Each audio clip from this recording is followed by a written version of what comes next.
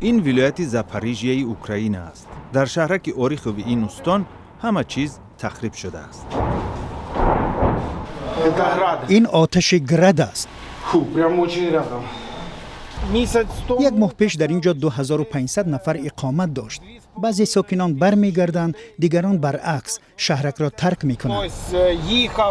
مکسیم راننده ماشین میگوید طول 10 ماه اخیر این شهرک از نیروی برق، گاز طبیعی و آب محروم است.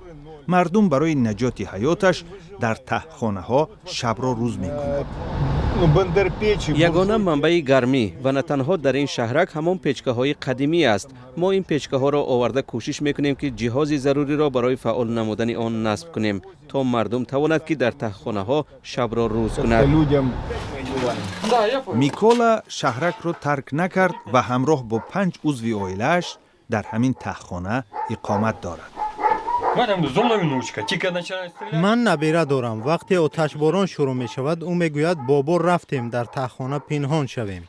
شبی گذشته نیروهای روسیه آتش کشیدند. همه چیز در تهخانه به لرزه درآمد. موشک به خانه برخورده دیوارها را شکاف کرد. همه در و تیرزه ها شکست. بام خانه هم زیان دیده است. تا جای توانستم کوشش کردم آن را تعمیر کنم.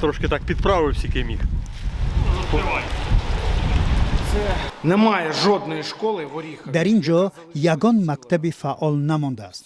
ارتش روسیه مثل لشکر مغول تمامی مکتب ها را ویران کرد. Та їхнім військом орда прийшла і все руйнує.